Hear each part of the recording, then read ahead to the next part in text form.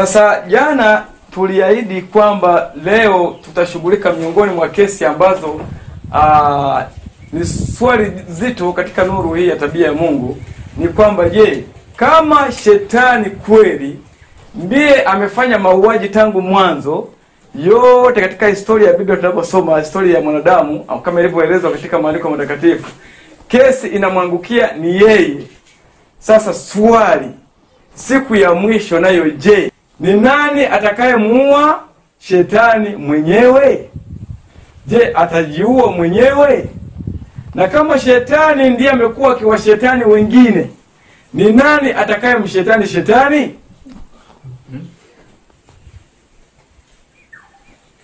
Hiyo ndiyo hoja ambayo inatolewa na watu. Kwa hiyo wanapofikia hapo, kwa kweli panakuwa tena hakuna nafasi ya kuendelea kutafakari. Akili zinafikia wapi? Mwisho. Kwa mwisho wa siku kinachopatikana ni kusema tu haya ni mafundisho ya nini? Ya uongo. Isaya 66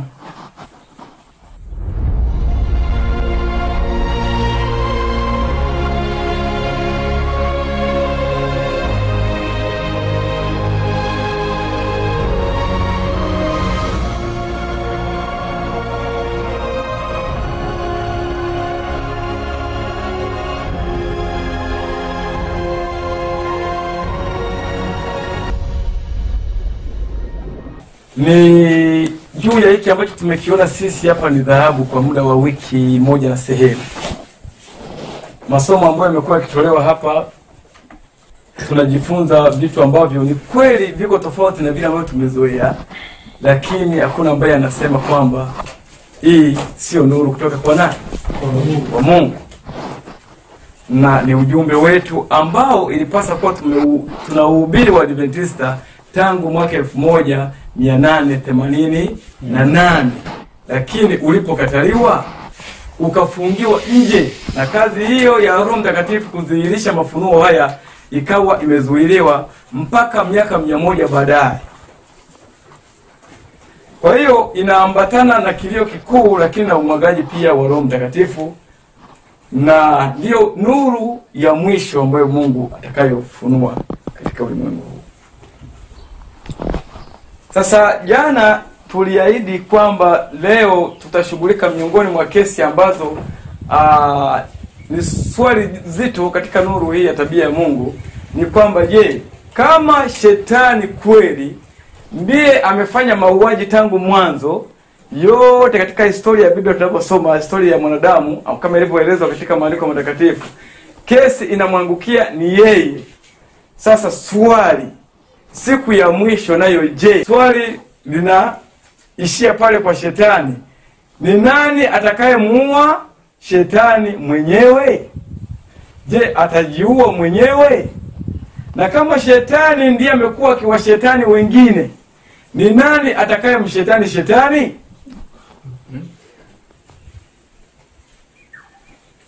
Hiyo ndiyo hoja ambayo inatolewa na watu. Kwa hiyo wanapofikia hapo, kwa kweli panakuwa tena hakuna nafasi ya kuendelea kutafakari.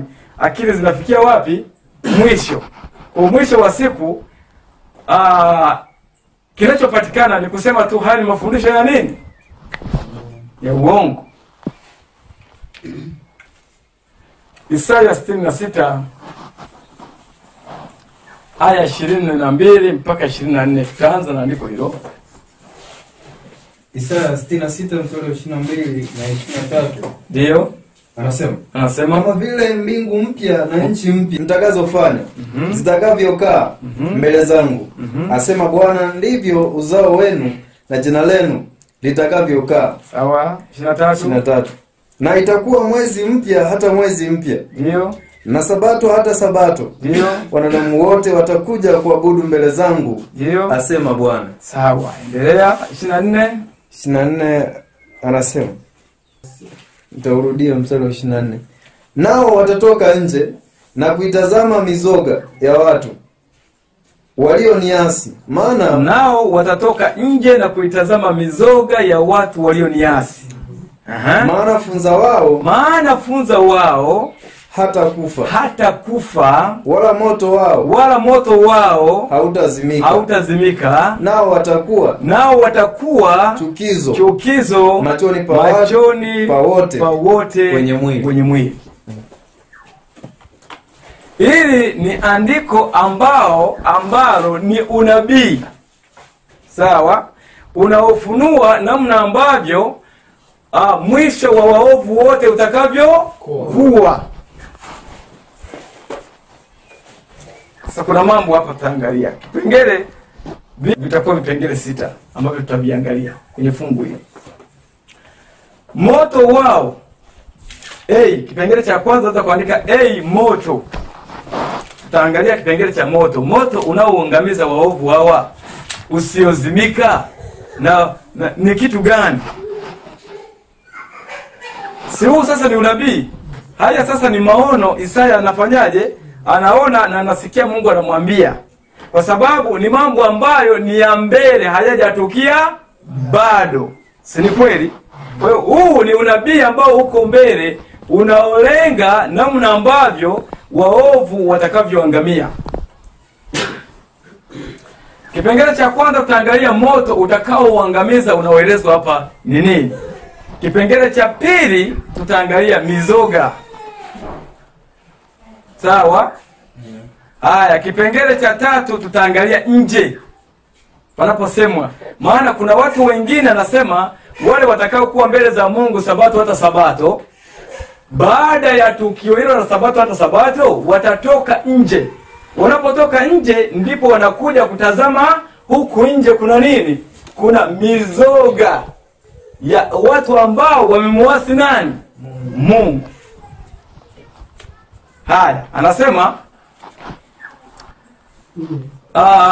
namba 4, sabato hata sabato. Hii neno sabato hata sabato linamaanisha nini?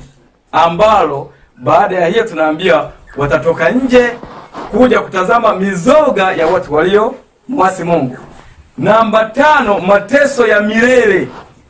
Maana maandiko yanaonekana yanasema kwamba wala moto wao hautazimika, nao watakuwa chukizo machoni pa wote wenye mwili. Sasa kuna kipengele nafikiri kinachozungumzia moto wa milele, Jehanamu. Yesu angalia Marko sura ya 9. Marko 9. Ndio. Hebu tuende hapo. Marko 9. Angalia 44. Soma hapo mtumishi. Marko 9. Ndio.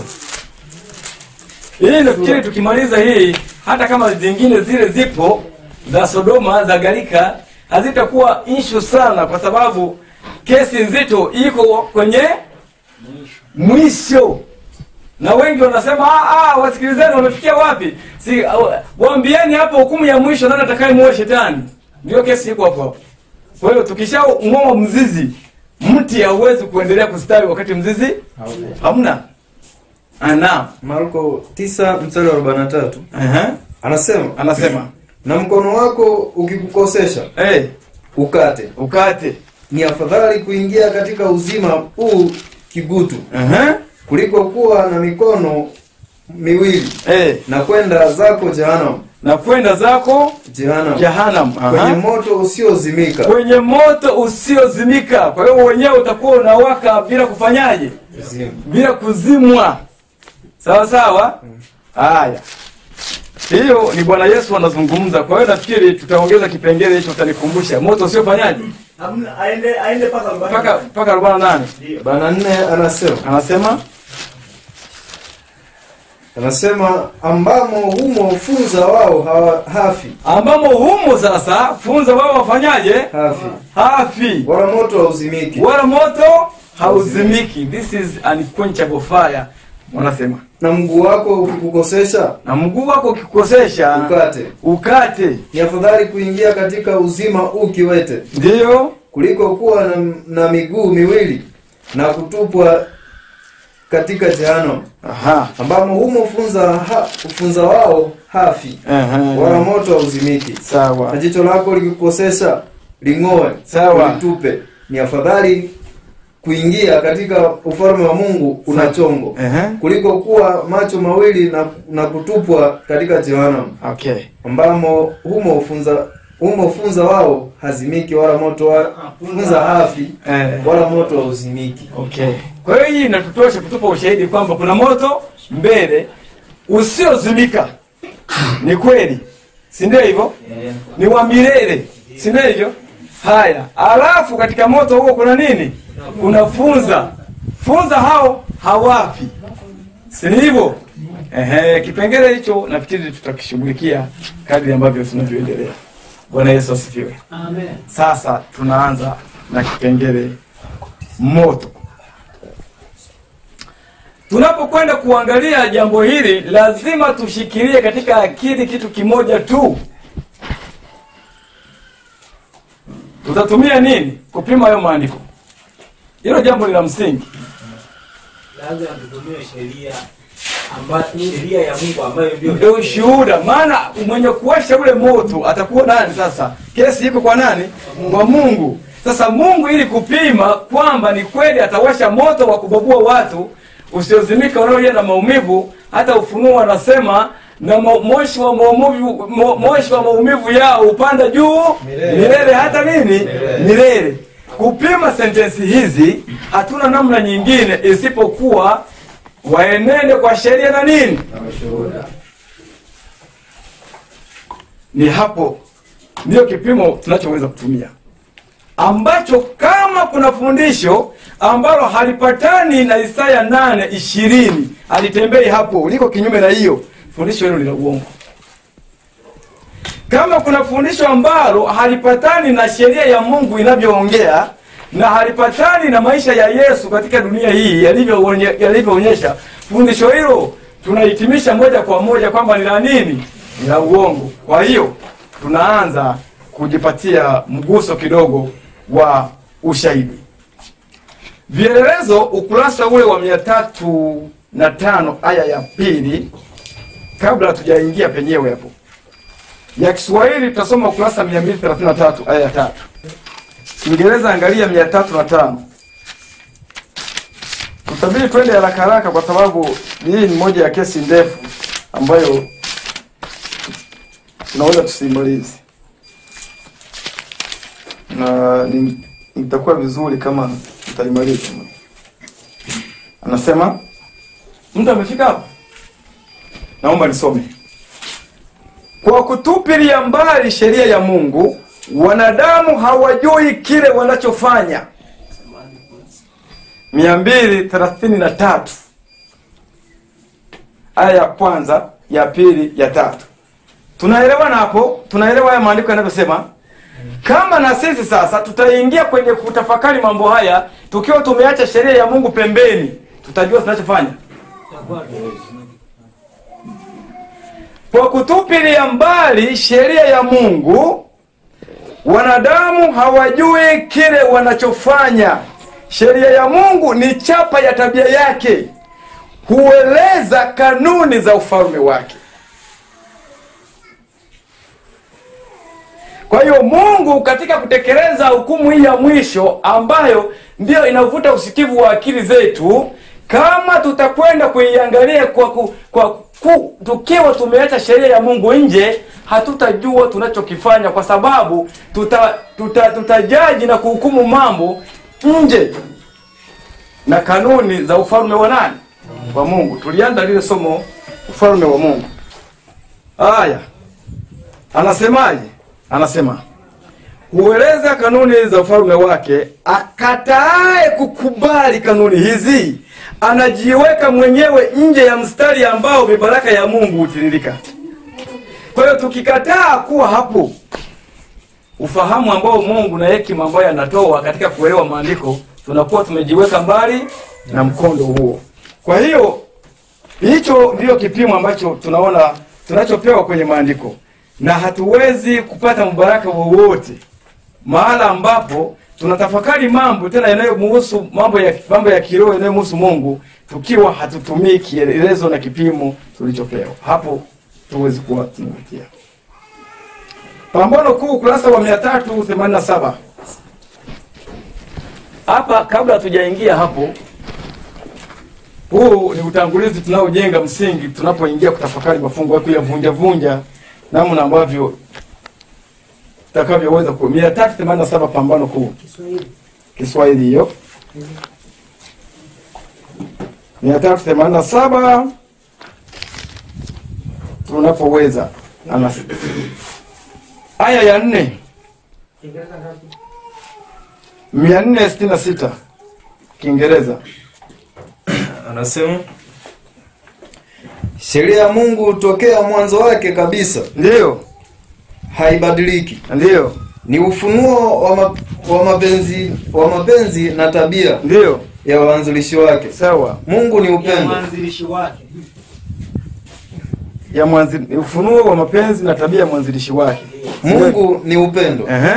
Na sheria yake ni upendo. Ndio. Kanuni zake kuu ndio ni kumpenda Mungu, ndio, na kumpenda mwanadamu. Ndio. Pendo ni ukamilifu wa sheria. Pendo ndio linafanya sheria ikamilike. Kwa kama itafikia mahala Mungu akafanya tendo ambalo halina upendo, anakuwa ameivunja nini? Sheria. Sasa kuunguza watu kwa kuwabanika kwa moto tena usiozimika, tunaweza kuangalia kadri tunavyoendelea tutakavyopima moja kwa moja, hata kama uwezi kutaka kuangalia ushahidi ndio usibitike. Kwa kutumia kama ndio kipimo hiki moja kwa moja unaweza kuona nini tunachoenda kukutana nacho mbele. Amenukuu kitabu cha Warumi 13:10. Ndio. Warumi 13:10. Sawa. Anasema ndio, tabia ya Mungu ni haki na kweli. Tabia ya Mungu ni haki na nini? Na kweli. Tuliona kweli ni sheria ya nani? Ya Mungu. Na haki tumeiona jana. Sawa? Haki imefunikwa na nini? Sheria. Na sheria. Na sheria imefunikwa na nini? Na rehema. Ambayo rehema ni nini? Huruma. Si ni hivyo? Sasa haiwezekani Mungu kufanya tendo la kuchoma watu na moto kama atatumia kanuni za ufalme wake, maana zenyewe zimefunikwa na nini? Na huruma. Hakuna huruma ambayo itaweza kufanya tendo hilo. Unaweza kuona mbele ni nini tunachokwenda kukutana nacho. Tuliona kanuni hizo za Mungu ni haki na nini? Na kweli. Hiyo ndio tabia ya Mungu. Ndio maana jana ilibidi tutangulie kuangalia haki namna ambavyo inapatikana, tuwezeshe kuelewa hapa tunapokwenda vizuri. Unaweza kuishi hapo mtumishi. Shuhuda hii napenda nirudie tena kwa sababu pia tunapopata mtiririko huu inaweza tukiunganisha hapa tusaidia. Shuhuda ya 8T ukurasa 286 ni Kiingereza hii. Tumeisoma juzi nafikiri. Tunairudia. Ukurasa 286 8T. Shuhuda ya 8. Yote ambayo mwanadamu anahitaji kuyajua au anaweza kujua juu ya Mungu yamefunuliwa katika maisha na tabia ya mwanawe. Sawa sawa? Kwa hiyo maana yake nini? Hata namna ambavyo Mungu atakavyoshughulika na waovu siku ya mwisho, hicho kinachoitwa moto wa milele na funza wanayokufa, tutaona katika maisha ya nani? Kama uwezi kuona katika maisha ya Yesu, hilo jambo halipo ambalo Yesu akufunua. Kwa hiyo tunategemea kwenye maisha ya Yesu hapa duniani tuone funza asiyekufa na tuone moto usiozimika.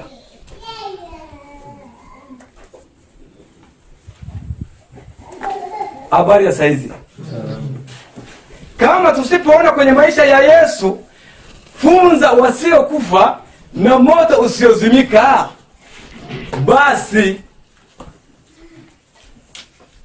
tunakuwa tumefeli. Marko 9 silisema Yesu mwenyewe akasema watatupa kwenye jehanamu ya moto ambao funza hawapo. Sasa alitafsiri hiyo kwa maisha yake. Habari saizi. Si amesema hiyo watatupa? Ndio.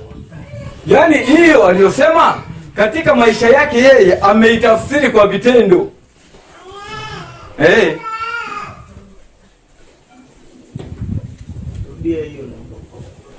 Anasema yote ambayo mwanadamu anahitaji kuyajua. Sasa moja ya jambo tunalohitaji leo kujua hapa ni nini? Kesi iliyo duniani kwetu. Namna ambavyo waovu na shetani mwenyewe watakavyo Si ndio hitaji letu sasa? Sasa tuamini andiko hili. Yote ambayo mwanadamu anahitaji kuyajua au anaweza kujua juu ya Mungu yamefunuliwa katika maisha na tabia ya mwanawe. Kwa hiyo sasa haja yetu ni kwenda kuangalia maisha na tabia ya nani? Ya Yesu, ili tujue namna ambavyo waovu na shetani watakavyoangamia. Testimony ya 8:286. Hilo jambo ligumu kweli? Mtazama Yesu. Sio gumu. Kwa hiyo ndo naelewa hivi. Yesu amefanya jambo la mwanadamu kuokolewa liwe rahisi sana. Tukipotea hakuna namna ambapo tutapata udhuru. Anasema hakuna mtu aliyemuona Mungu wakati wowote. Mwana pekee aliye katika kifua cha Baba, huyu ndiye aliyemfunua. Yohana 8:18 akanukuu nabii. Akaendelea, akichukua ubinadamu juu yake, Kristo alikuja kuwa mmoja na ubinadamu, na wakati huo huo kumfunua Baba yetu wa mbinguni kwa wanadamu wenye dhambi. Aliwakilisha tabia ya Mungu na alijishughulisha kila mara katika huduma kwa ajili ya Mungu na mwanadamu. Kupewa hekima yote itakuwa tunu kubwa, lakini moyo safi bora kwangu, bora kwangu. Unisafishe Mwokozi, ndani na nje kwa moto utakavyo, ili dhambi ife kwangu, ife kwangu. Unafanya zoezi la kusimama na kukaa kidogo, maana tumetoka kula. Si hivyo? Damu itembee, tumbo likunjuke. Mfumo wa chakula ukiziba na akili inafanyaje? Inaziba. Sasa unakuwa unasikiliza kama vile unaota kwa mbali. Nitaki kuambia hivi, wewe umelala, hiyo unaielewa. Hapana, niko nasikiliza. Ni kweli. Ila akiingi. Kwa hiyo tunamaliza, tunaingia ST Disemba 30, 1889. Hii ni mwaka mmoja baada ya mkutano wa 1888. Tunajenga hapa, tukivuka hapa tunaingia kwenye kudigest pale. Huu msingi utatusaidia. Haya. ST Disemba 30, 1889. Paragraph ya 6. Haya, anaendelea. Tabia yote. Hii nukuu ukiona vinapachana na ile ya pale. Ile inaanza inasema yote ambayo mwanadamu anahitaji kuyajua kuhusu Mungu. Hii inasema tabia yote ya Mungu. Kwenye yote nini kinabakia?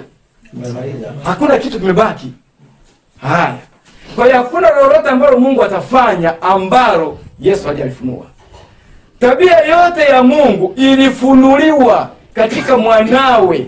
Safu nzima ya uwezekano wa mbinguni imeonyeshwa kwa kukubalika kwa mwanadamu katika mwana wa yeye asiye na ukomo. Njia ya kurudi kwa mwanadamu kwa Mungu na mbinguni haina vizuizi.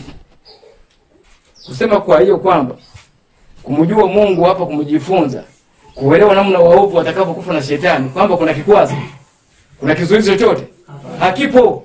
Kwa hiyo kama wewe utakaa kuja kujifunza, kufuatilia ukawa hujui, hiyo ni kesi yako wewe na nani? Na Mungu. Mtamalizana huko wewe na shetani, kuona Mungu kama alifungua kaondoa kila kizuizi. Ni nani aliyekuwa amekuzuilia? Ndio utamuelewa siku. Si ndio alimwambia shetani hivi, kumbe ni wewe. uliangusha nini? Mataifa. Ni wewe ambaye ukuruhusu wafungwa wako, ukufungua gereza kuruhusu wafungwa wako watoke. Yesu sasa amefungua, akaondoa kizuizi. Kama hatutaki kutoka kwenye vizuizi, nini kinafuata? Hatuna uzuru.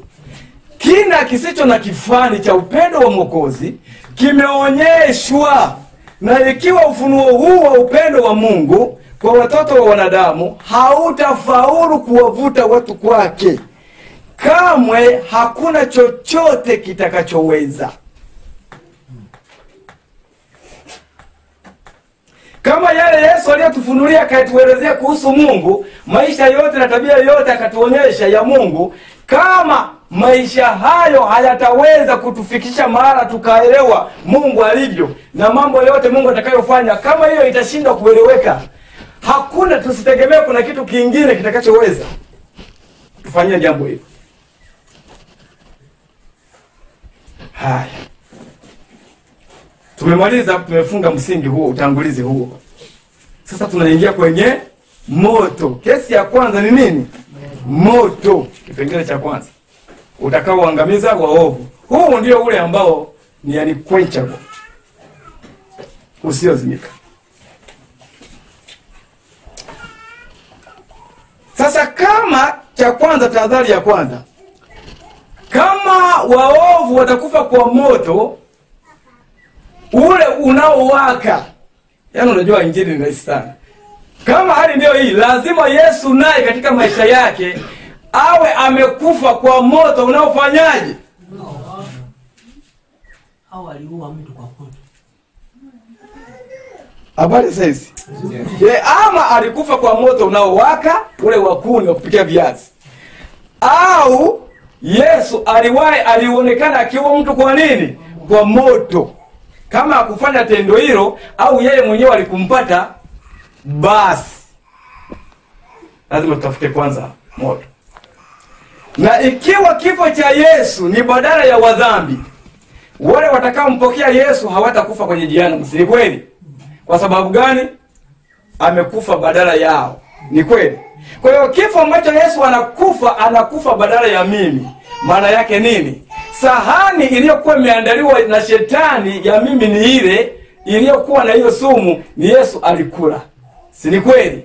Kwa hiyo kifo ambacho mimi kilikuwa kimewekwa pale ndicho Yesu atakutana nacho, au atakutana na kingine?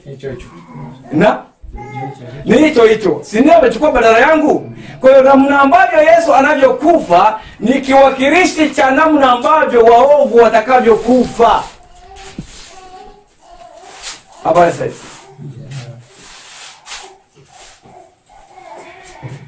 Yesu amefunua hilo Calvary.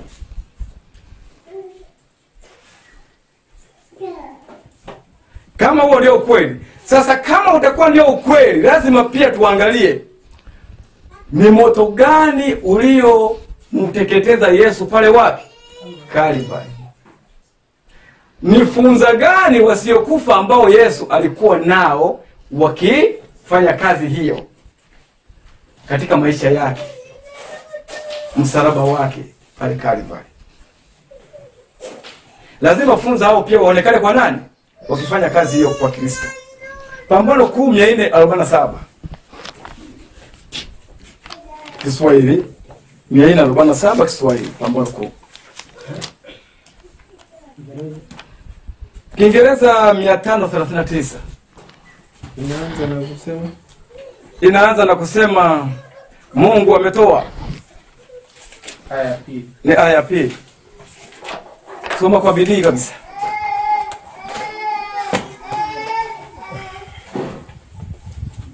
Aya ya pili. Mungu ametoa.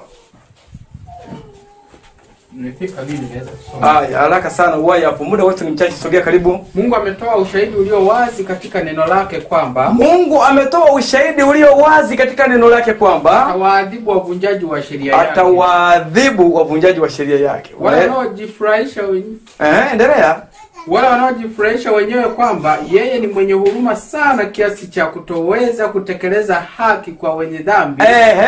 Wanachopaswa kufanya peke yake ni kutazama katika msalaba wa Calvary. Watazame wadhambi wote wanaojifurahisha, watazame katika msalaba wa nini? Wa Calvary. Kumbuka kuna sentensi hapo ametamka inasema atawaadhibu wale wanaojifurahisha wenyewe kwamba yeye ni mwenye huruma sana kiasi cha kutoweza kutekeleza haki kwa mwenye dhambi. Tumeona sheria yake na huruma. Sasa huruma ya Mungu haizuii nini? Haki. Ni aya ya pili. Wale ambao sasa wakuwepo kwenye haki hii sasa ni kesi nyingine. Huruma ya Mungu haizuii kutekeleza nini? Haki. Lakini haki ya Mungu inadhihirisha nini? Upendo. Wa nani? Kwa hiyo inafanyika ndani ya sheria ya nani? Ya Mungu. Hapo ndipo akili sasa inabidi ichanganyikiwe. Sasa lakini msaada unatolewa. Tunaelekezwa wapi? Calvary. Calvary. Endelea. Rudia sentensi hiyo alafu tuendelee. Anasema wale wanaojifurahisha wenyewe kwamba yeye ni mwenye huruma sana kiasi cha kutoweza kutekeleza haki kwa mwenye dhambi. Wanachopaswa kufanya peke yake ni kutazama katika msalaba wa Calvary. Unaishia hapo. Wanachotakiwa kufanya peke yake. Usifanye jambo lingine. Ukitaka kushughulika na kesi namna Mungu atadili na waovu, usifanye jambo lingine. Hiyo tumepewa hapa hivi. Jambo la kufanya tulilopewa ni nini? Wewe katazame wapi? Calvary pale. Yaani ni hapa utakapoelewa namna shetani atakavyokufa, ni hapa utakapoelewa namna waovu watakavyokufa. Hakuna zaidi ya hapo. Kwa hiyo tutafanyaje? Moto tutauona wapi? Calvary. Funza wasio kufa tutauona wapi? Calvary.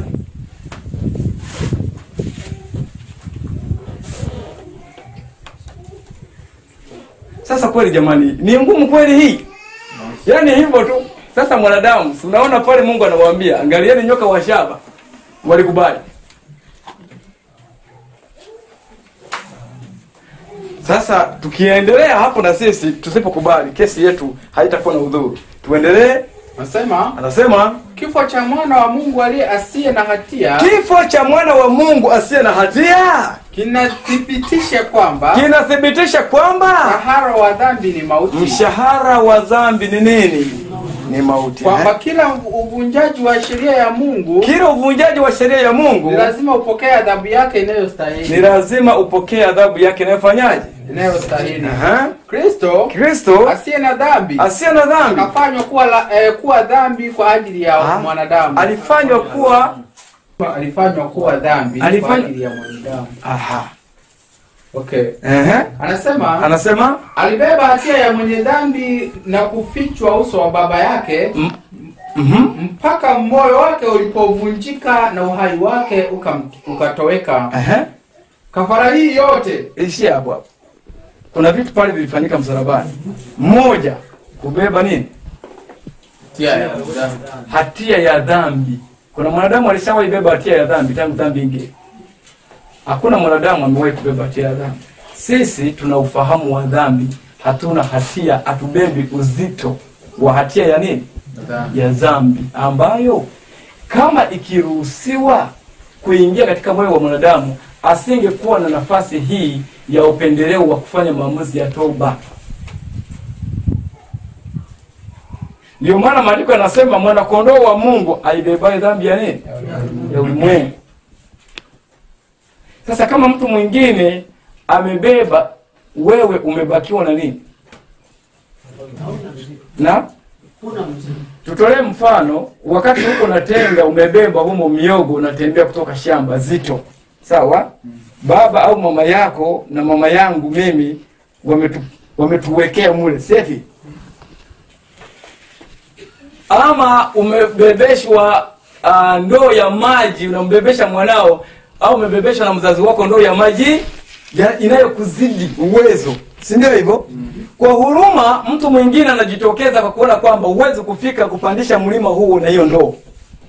Unajua swala la kwenda mbinguni, wokovu wa kujitenga na dhambi, kuwa watakatifu, si kesi nzito. Haya, sasa anaamua kwa huruma anakusaidia kubeba ile nini? Ndoo.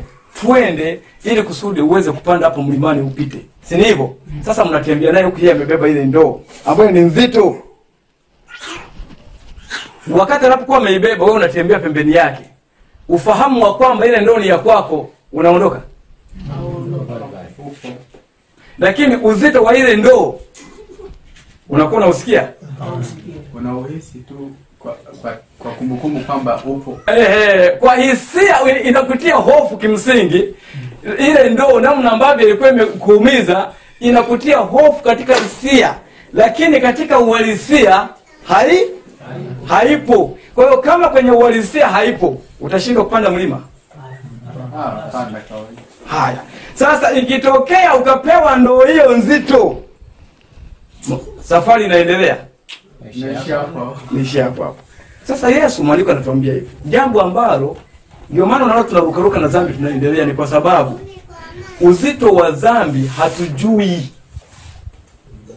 Ndicho kitu ambacho mwanadamu yaani huruma hiyo ya Mungu itasababisha hasara.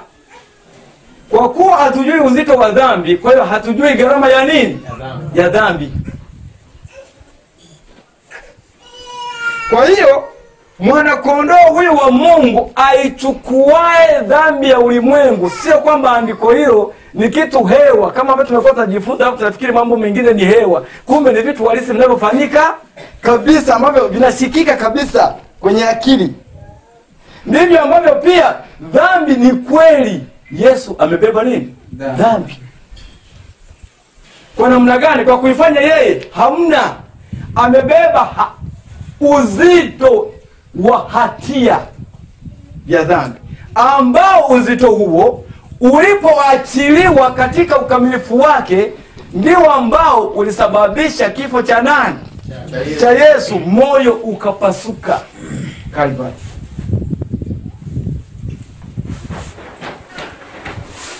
Sasa kama uzito wa dhambi hizo za kwangu na za kwako zimepasua moyo wa Yesu, siku dhambi hiyo ikiletwa kwangu, ya kwangu mimi, moyo huu utakuwa salama?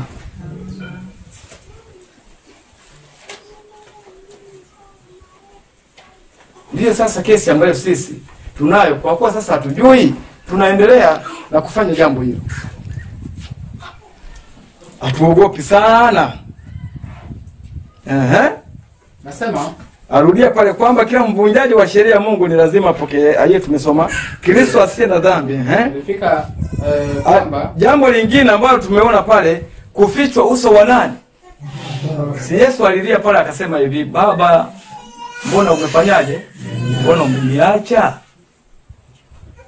Kwa saa hiyo Yesu alikuwa muone nani? Baba yake. Alibeba hatia ya mwenye dhambi. Alibeba hatia ya mwenye dhambi. Kufichwa uso wa baba yake. Na kufichwa moyo wake ukavunjika na uhai wake ukatoweka. Moyo wake ukavunjika na uhai wake ukatoweka. Kafara hii. Kwa hiyo kama hayo mambo yalimpata Yesu, ni tangazo pale Kalvari kwamba ndicho kitakachowapata nini? Waovu siku Mungu atakapoachilia nini? Yesu atakapokuwa amemaliza kazi hiyo ya kushikilia dhambi zao. Sasa anapowarudishia kila mmoja dhambi ya mzigo wake, maandiko yametuambia kila mmoja atabeba nini? Furushi lake. Ila sasa hivi furushi liko kwa nani? Kwa hiyo kila mara tunakuwa tunapandisha furushi, tunatupa kule mbinguni. Yesu anaendelea kubeba, si ndivyo? Mzigo unaendelea kuwa mzito, si ndivyo? Kila unapofanya dhambi manake una upload, si ndivyo? Kila unapofanya dhambi manake unafanyaje? Una upload, zinapanda zinaenda, si ndivyo? Kwa hiyo siku itatokea download, si ndivyo? Utashushiwa sasa wewe kwenye memory yako. Si umekuwa ukipakia kwenye memory ya Yesu? Si dhambi zinakaa kwenye kumbukumbu ya nani? Kwenye kumbukumbu ya moyo wa Kristo. Sasa tumekuwa tukiupload kule dhambi zetu kwenye kumbukumbu ya Yesu, zinakaa kwenye database kule mbinguni. Itafikia mahali sasa ambapo mzigo huo ambao tumeweka huko, Yesu atafanya kila mmoja kumkabidhi iliyo haki yake. Sasa jamani, kitu ulichofanyia kazi wewe ni cha kwako, ulikuwa tu umetunziwa mbinguni kwa muda upewe tafakari. Sasa muda huo haujakuwa na faida. Sasa kurudishiwa kile ambacho ni cha kwako wewe mwenyewe ni haki, sio haki?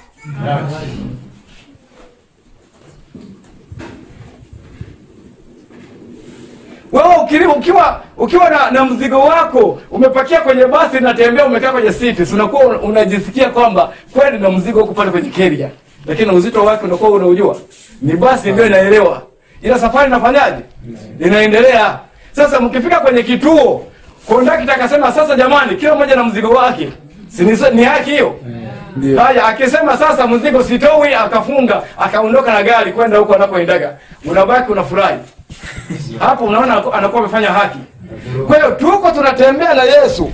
Ila Yesu amebeba mizigo yetu, tumepakia kwa Yesu. Siku ambapo safari ya dunia hii itakapofikia ukomo, Yesu atasema kila abiria chunge nini?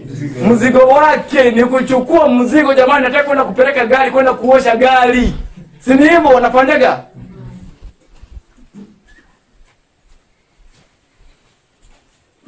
Sasa ni hivi, hakuna dhambi ambayo mimi na wewe tumewahi kufanya ambayo imepotea. Hakuna dhambi ambayo inapotea. Dhambi haipotei.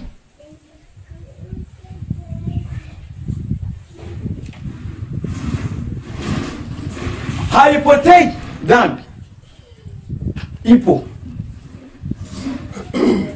Na dhambi ni kitu halisi.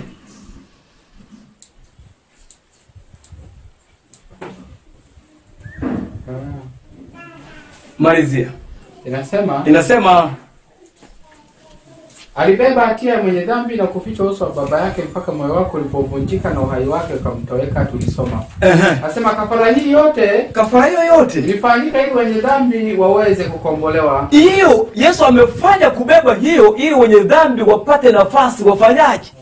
Wakombolewe, Hakuna njia nyingine yoyote ya kumwepusha mwanadamu na adhabu ya dhambi. Hakuna njia nyingine yoyote. Sasa kumbe adhabu ya dhambi inatangazwa kana kwamba inatolewa kutoka kwa Mungu moja kwa moja. Sieti? Kumbe haitoki kwa Mungu moja. Maana tukiichukua hivyo manake Mungu ndiye tukao mwazibu nani? Yesu. Sasa je, aliyemuoa Yesu pale msalabani ni Mungu? Hamna. Kama sio Mungu, ujue pia sio Mungu atakayeua nini? Waovu. Ni shetani ndio alimniga Yesu msalabani mpaka roho ikatika. Dhambi ina zao lake, ni kama vile umebeba bomu. Kwa hiyo kama dhambi ni bomu ambalo litaua mtu ndani, yeye mwenyewe, si ni hivyo? Haya, waovu watakufa kwa sababu ya dhambi zao, kama Yesu alivyokufa kwa sababu ya dhambi. Dhambi hizo shetani anazo wana.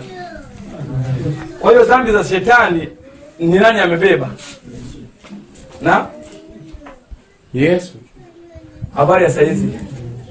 Dhambi za shetani, uzito wa dhambi ya shetani, hatia yake, ni nani yuko nayo? Yesu. Yesu anaonyeshea mvua wema na nini? Haya, kwani mashetani malaika wanakula chakula wali? Wanakula. Mimi sina uhakika sana kama wanakulaga wali. Ila nina uhakika na jambo moja tu. Ikiwa malaika huwa wanakula chakula, basi mpaka leo shetani huwa anapewa chakula kutoka mbinguni. Inawezekana anakula wali, maana walishushiwa pale Israeli chakula kutoka chakula cha mashujaa. Kama kile ambacho Israeli walikuwa wanashushiwa pale ni sehemu ya mlo wa malaika mbinguni. Nina uhakika kama itakuwa ndio hivyo, basi mpaka leo muda wa chakula mbinguni, si Mungu ndio utaratibu. Ukifika muda wa chakula kama ni saa 2, sijui wanahesabuje huko. Shetani naye unapopewa wa mbinguni muda wa kuketi mezani, shetani naye anashushiwa ration yake. Unaelewa Mungu jinsi alivyo mzuri. Ndio maana hata sisi muovu akilima shamba lake pale, muda wa majira ya mvua ukifika, kwa muovu inanyesha. Si ni kweli? Kwa yule ambaye mtakatifu naye, kwa Ayubu naye inafanyaje? Inanyesha. Si ni kweli? Mungu hana nini? Hana upendeleo. Hatuhesabu thamani yetu kwa sababu ya utakatifu wote tulio nao.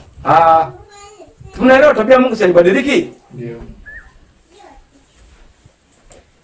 Yaani sio kwa utakatifu nilio nao ndio mimi thamani yangu kwa Mungu inaongezeka. Token yetu kwa Mungu iko na thamani hii tu. No matter what I do. Kuna sentensi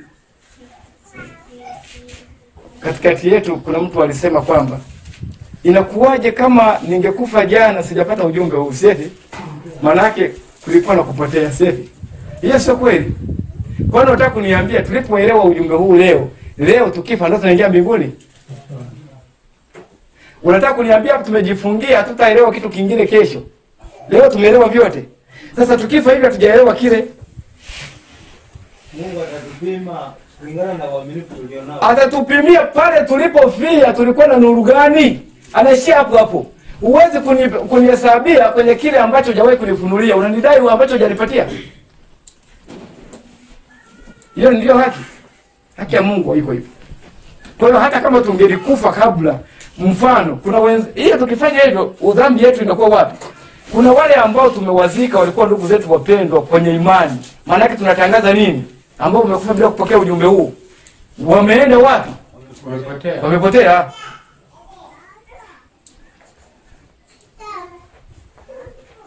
Hiyo sasa sio biashara ambayo Mungu anafanya. Namalizia kusema na mtu yeyote anayekataa kuwa mshiriki wa upatanisho uliotolewa kwa gharama kubwa kiasi hicho, atabeba mwenyewe katika nafsi yake hatia ya adhabu ya uasi. Yule ambaye atakataa, sawa, kushughulika na swala la ukombozi wake, anayekataa sasa hatia hiyo ambayo Yesu amekuwa amebeba, anakuwa amekataa kupokea ukombozi. Kwa hiyo kama amekataa, yeye anakuwa Yesu hajamfia. Habari sasa. Yeye anakuwa amejiondoa, amekataa ile kafara ya Yesu isimufikie nani? Yeye asihusishwe miongoni mwa wale watakaopokea faida hiyo. Yeye anakuwa amejiondoa, asihusishwe kupokea hiyo. Sasa iliyo yake itakuwa inamngoja wapi? Pale juu. Haya. Sasa hapo tumemaliza kujenga msingi huu. Tumeanza sasa kupata picha wapi tunapoelekea. Kipengele cha kwanza tunaanza kukagua sasa, kuthibitisha moto. Tukiwa tuna picha kabisa ya kipimo, tayari tumeshavaa lenzi. Ndio hivyo. Tunaenda sasa kutazama nini? Tukio, eneo la tukio, kukagua. Yaani Mungu anatusafirisha mpaka kwenye ziwa la moto. Tuende kutazama. Kwa hiyo wewe kamata lenzi yako vizuri, vaa miwani yako, darubini yako, sasa tunapiga mbele kwenda kuangalia. Baada ya hapo kila mmoja ataandika taarifa yake. Sisi ni mashahidi wa Mungu. Sisi sio mashahidi wa Mungu. Sisi ni mashahidi wa nani? Wa Yesu. Sisi ni mashahidi wa Yesu. Huwezi kuwa shahidi wa Mungu kana kwamba umewahi kukaa naye au kumuona. Sisi tunayemshuhudia ni Yesu, ndio alituambia, "Nani mtakuwa mashahidi wangu? Mkianza na nini? Yerusalemu mpaka mwisho wa nini?" Na wenyewe waliposema, wakauliza, "Acheni kuongea mambo kama hayo, mtaka kuleta hatia yule mtu juu yetu." Wakasema, hatuwezi kuacha kusema mambo tuliyoyaona na kuyasikia sisi wenyewe. Amueni ninyi kama ni vema. Watii ninyi kuliko Mungu. Hao ndio wamekuja kutusimulia na sisi. Na sisi tumepata pia kusimuliwa. Sasa hiyo kusimuliwa na leo kwa kali kuliko ya wale ambao walikuwa live kuelewa tukio. Unaelewa? Sawa. Tutaendelea kutafakari. Sawa? Sasa tunaendelea, moto ni nini?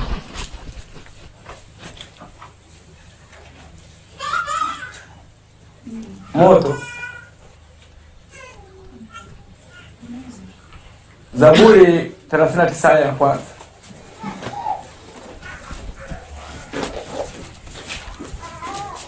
Zaburi 39 aya ya kwanza.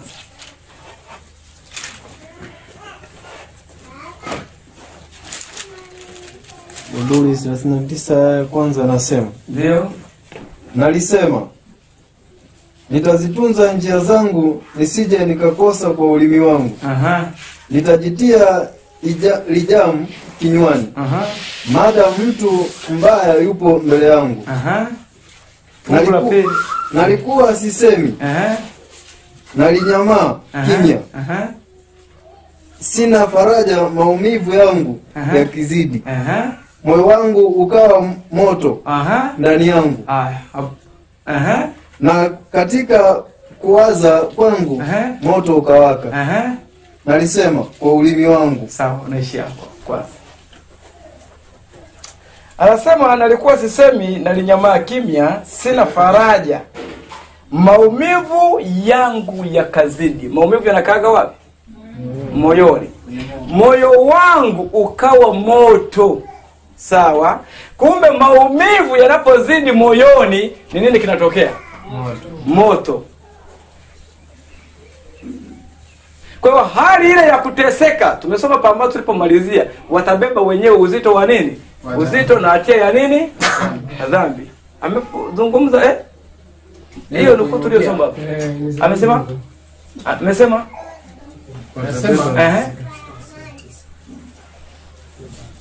Okay, anasema hivi.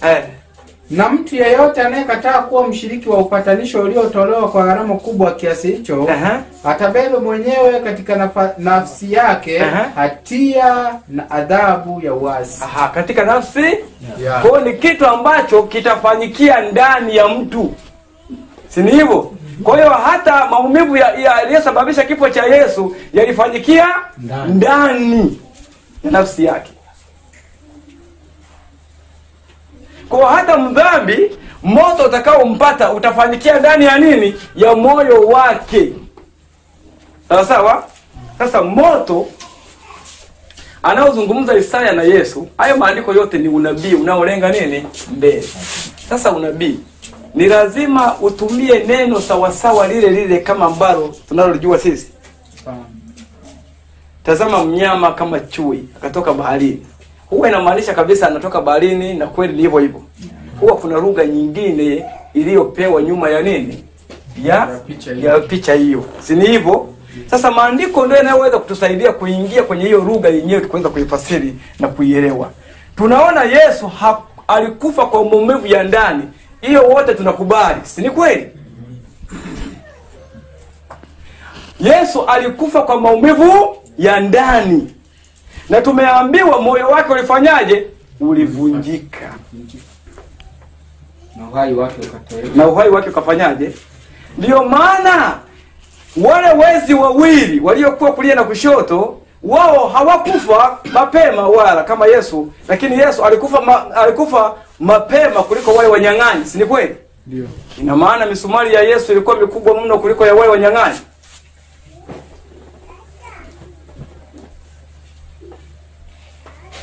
Hata Pilato alipoambiwa hivyo amekwisha kufa, unajua alishangaa. Akatuma maaskari, mwende mkathibitishe. Walipofika wakati kweli ameshafanyaje? Ni kitendo cha ajabu ndani ya muda mfupi kama huo Yesu kuwa amefanyaje pale msalabani, mtu kuwa amekata roho. Wale wahalifu ilibidi waondolewe msalabani kwa kukatwa miguu, kuvunjwa miguu. Kwa walifia nje ya msalaba, wakufia msalabani. Lakini Yesu ndani ya muda mfupi alikuwa amefanyaje? Amemalizika pale msalabani. Kwa utagundua kilichosababisha mauti ndani ya Yesu ni kitu kingine tofauti na kile kilichokuwa kwa huwa wale wengine. Wale wengine wala hawakufia msalabani. Ila wote walikuwa kwenye msalaba na misumari ya aina moja na kuomba kwa aina moja. Haya. Sasa hapa tunaambiwa nini kwa Isaya? Kwa Zaburi, nalikuwa sisemi, nalinyamaa kimya, sina faraja, maumivu yangu. Kitu kilichoko hapa cha kwanza ni nini? Maumivu. Hapa kuna maumivu, alafu maumivu hayo yako wapi? Moyoni. Maumivu hayo yanaitwa nini? Moto. Haya, vitu hivi kwa Yesu pale Kalvari vilikuwepo. Achana na hiki kwanza. Maumivu ndani ya moyo, Yesu alikuwa nayo. Haya. Sasa maumivu ndani ya moyo yanasababisha, yanaitwa nini kwa lugha nyingine? Moto. Kwa mfano, kuna wimbo ule tuliimba. Sijajua kwa nini kila ambapo tikiwa tunasoma kama hili, huo wimbo huo unakuja kabla. Unapokaribia tu kwenda kwenye kipindi, ule wimbo unakuja. Unisafishe kwa moto. Sawa? Ingawa moyo ni safi, siwezi kuyafahamu mambo mazuri ya nini? Ya mbingu. Mpaka moyo.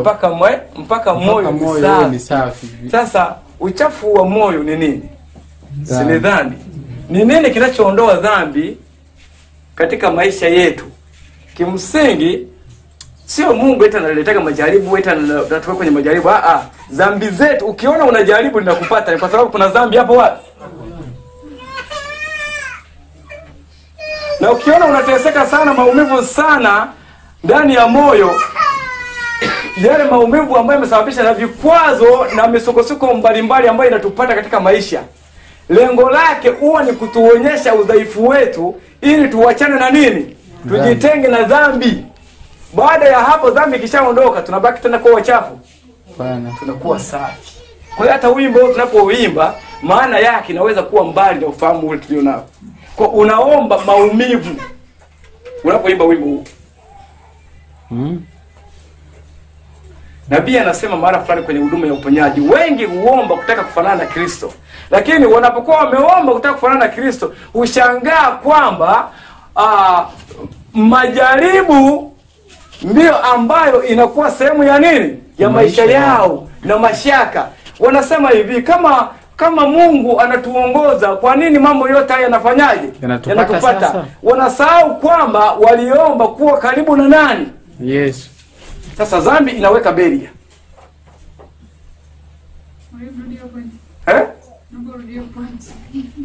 Wengi huwa wanaomba kutaka kufanana na nani?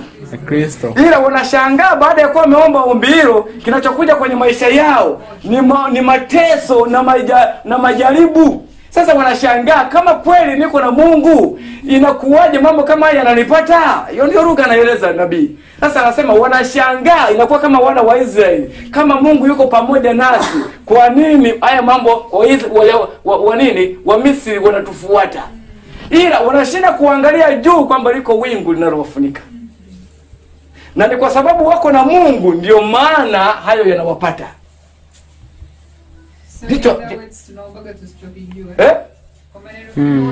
Hatujui. Si Roho anasema, malaika anasema hata kuomba hatujui, Roho ndiye anatuombea. Sasa sisi ni mizoga, hivyo unaelewa? Mzoga unaufahamu.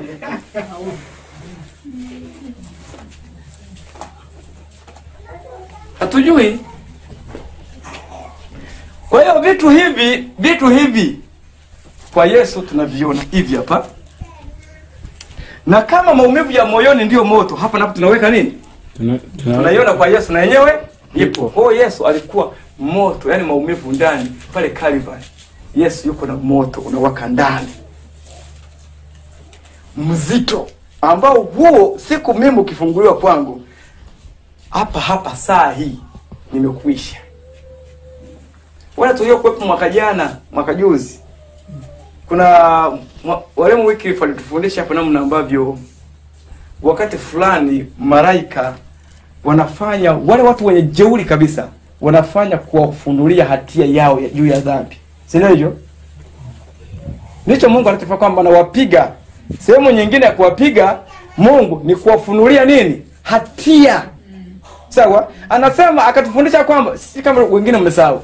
Unapokuwa umefunuliwa ile hatia ya dhambi, inamfanya mtu anaanguka, mtu anafanyaje? Anakufa. Herode, kupigwa kwa Herode alifunuliwa hatia aliyofanya ya kutokiri zile sifa kwenye kifo chake. Kwamba jambo lile lilimzoofisha Herode. Sawa? Mpaka akanyong'onyea, akakonda. Sio alikufa papo. Tukasomewa na kitabu hapo kutoka kwenye nini? Kitabu nafikiri si Antiquity of the Jews au ni cha nani kile. Mimi nakumbuka tulikuwa hapa. Na sijawahi kusoma tena wala kusikiliza hiyo. Umeelewa? Ile hiyo nilielewa, nikasema sawa, hiyo ni kweli. Wengine ni wale ambao kwenye vile vita ambapo akatusomea ile fungu, tukasomewa na ushahidi. Nani yule jamaa aliyeambiwa yeye apige ngoma tu waende? Ni wao kweli? Sawa? Kwa hiyo njia mojawapo iliyotumika ni kama hiyo ya kuadhirisha nini? Hatia ya dhambi, ambayo hiyo ikija tu ufui dafu. Sio Waashuru, ni Waashuru. Ni Waashuru ndio. Unataka kusemaje? Ashuru. Kwa hiyo nikikuta napitia maisha yenye raha, nakuwa niko mbali na kwa sababu Mungu yuko mbali. Au dhambi ulishamaliza.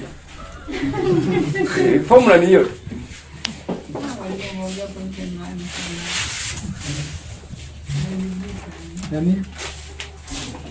Kwa hiyo ndio maana kusoma Pambano hapa anasema huwa hawajui kwamba ni kwa sababu ya faida yao Mungu anawaruhusu waingie katika tanuru ya majaribu na mateso makali. Si kwamba anafurahishwa. Sawa? Ila ni kwa sababu ni faida kwao kwa ajili ya ushindi wao wa baadaye. Kwa unapoondoa dhambi ndani yako, baadaye jaribu likija unashinda.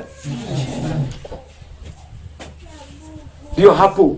Kwa hiyo moto tunaoimbaga ule moto unaoimba ni mateso. Yaani ndio unaita majaribu sasa yale ambayo yakujie. Sio kwa sababu nini? Kwa sababu wewe mwenyewe ndani uko mchafu na uchafu hautoki bila kusuguliwa. Tunaposema moto yuko hivi. Tunaposema moto ziko maana tutaziangalia. Moto waweza kuwa wa kupikia viazi. Si ndio hivyo? Wa kwanza wa kupikia. Si ndio hivyo? Haya. Moto wa pili inaweza kuwa maumivu. Sawa? Maumivu ya moyo. Moto wa tatu inaweza kuwa ishara ya Roho Mtakatifu.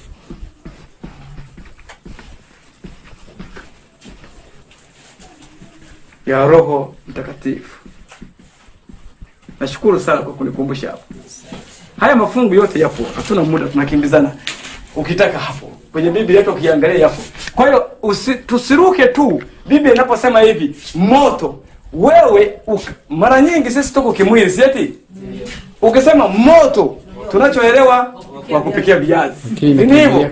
Kwa hiyo mambo yote tunakuta tunahitimisha kupeleka hapo. Lakini haina maana. Ndio maana Yesu akasema watabatizwa kwa moto na nini? Na kwa Roho. Si alisema hivyo? Kwa moto na kwa maji. Kwa Roho na kwa moto na kwa Roho. Kwa maji ndio inaanza. Yesu mwenyewe anawatubatiza kwa moto na nini? Na Roho. Na kwa Roho. Sasa ubatizo wa moto na wa Roho ni kitu endelevu maisha ya Mkristo yote. Kila siku ubatizo unafanyika. Kwa hiyo inapotamkwa moto unaweza kuwa wa kupikia ule. Au ukawa wa nini? Wa maumivu ya moyo. Sasa huu tunaelewa aliye ubuni hii ilikuja kwa sababu gani? Maana kwa Mungu vitu vya kuumizia kwenye ufalme wake, silaha za kuumizia zipo.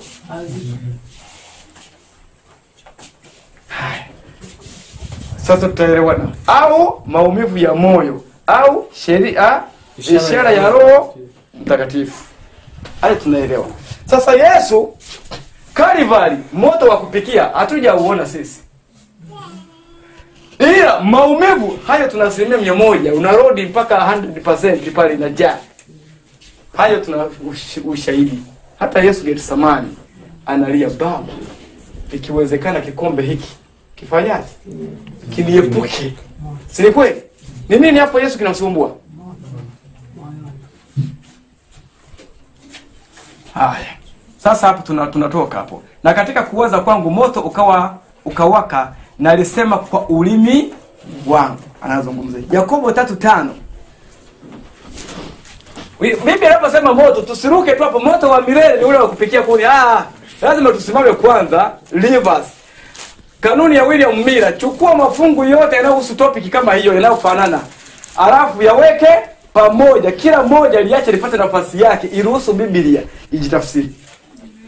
Yakobo 3:5.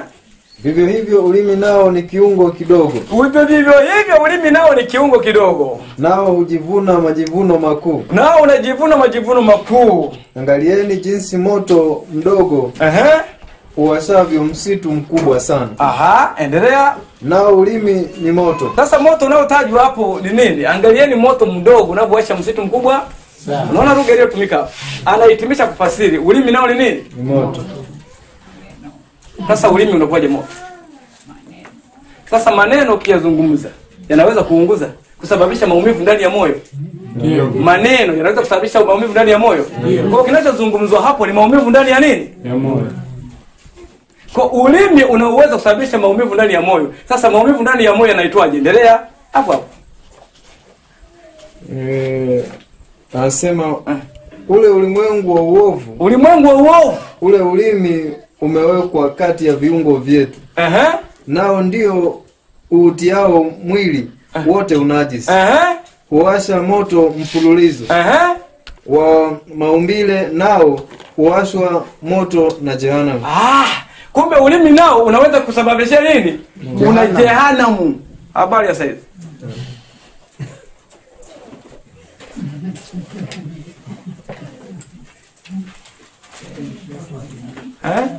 Kwa hiyo kila mmoja hapa hakuna ambaye hajawahi kupita jehanamu.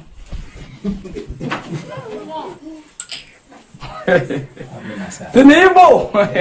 Wewe ukikuta tu mambo umeshika tama uelewe hapo uende kuna jehanamu inafanyaje? Yuko inaendelea sivyo? Sivyo? Bwana vile ndio sivyo mtumishi. Eti ulimi nao unawasha nini? Jehanamu. Kwa tukibeba jehanamu kama ni kitu. Sasa jehanamu tutakuwa tunaibeba. Mtu aliye na kama msaniandikia hapo jehanamu ni nini? Mwe internet kuna mtu ana internet hapa? Oscar. Wifi yako inafanya kazi? Sawa, mtu atafuta neno Jehannam. Waandike huko Jehannam, nafikiri wanatafsiri. Kwanza Jehannam ni bonde la wana wa Hinnom. Walikuwa na mashimo marefu, wanafanyia kazi za ujenzi. Kwa hiyo matakataka ya mji walikuwa wamesukumia kule. Pale mahala nyongeza yake ni mahala walikuwa wanafanyia wapagani kuteketeza kafara za watoto. Kwa hiyo kulikuwa na kelele nyingi za watoto wanaoteseka kwa maumivu makali. Kwa Jehanamu ni mahali ambapo kuna maumivu nini? Makali. Ndio inasema hivyo. Kama mtu anakaa msiapo jaribu kuangalia andika Jehanamu, inatamkwa Jehanamu. Sasa ya Kiingereza inaanza na G. Huko nimepata kwenye dictionary ya Ellen G. White Ngele. Wametumia neno Gehenna. Wanasema the valley of Hinnom in which was Tophet where the Israelites sacrificed their children. Wakaweka Wafalme wa Pili 23:10. Iko huko. Sasa hapo mahala hapo Yesu ametumia kama mfano. Yaani wa kitu ambacho walikuwa nakielewa kabisa mambo yanayofanyika pale. Kwa hiyo ile eneo liko characterized na milio ya sauti za watoto zenye nini? Uchungu, wanaoteseka kwa maumivu. Kwa maana popote ambapo maumivu yako hapo kuna ina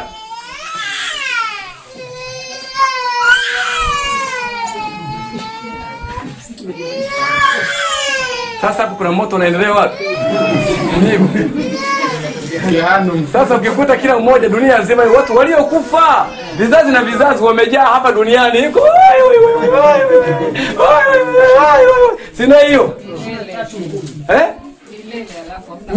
hapo ni hapo iwe milele na milele. Yesu sasa akuungua milele na milele, unaelewa? Yaani fundisho lote liko hapo. Yesu hakuungua milele na nini? Na milele. Hakupata yale maumivu bila ukomo, no. Na hata mbele huko tunakokwenda amebeba maumivu si mpaka sasa. Lakini hata beba bila nini? Bila ukomo. Hilo ni fundisho la shetani. Umeelewa sasa hapo? Tumeelewa.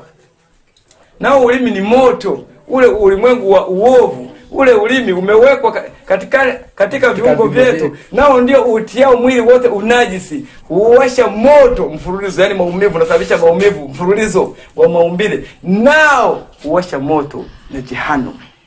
Sababisha nini hapo? Ishara jehanamu ikiwakilisha nini? Maumivu na vilio.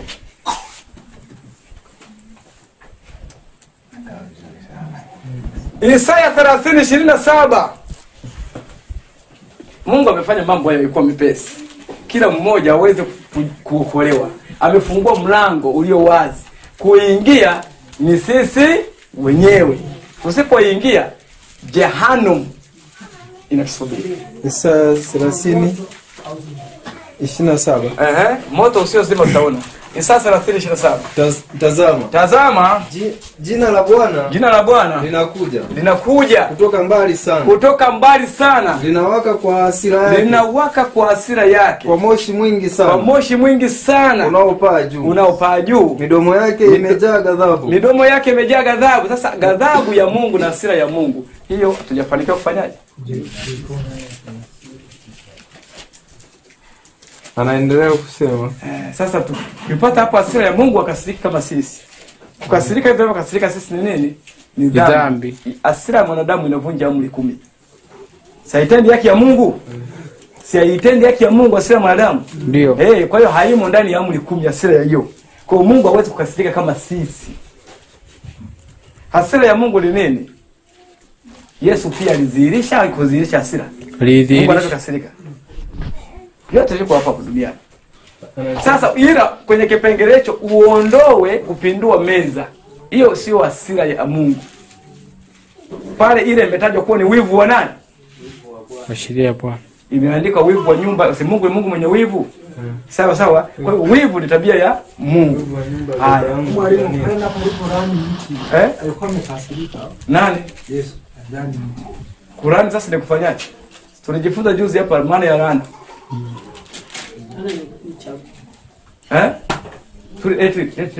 Tulijifunza maana ya laana. Laana ni nini? Kujiweka kikamilifu mikononi mwa shetani. Laana ni kujiweka mikononi, kuwa chini ya utawala wa nani? Sasa mti ule ulikuwa unaongea ukweli au ulikuwa unaongea uongo? Ni wakati wa kiangazi, wenyewe umechanua, wakati sio majira ya kuchanua.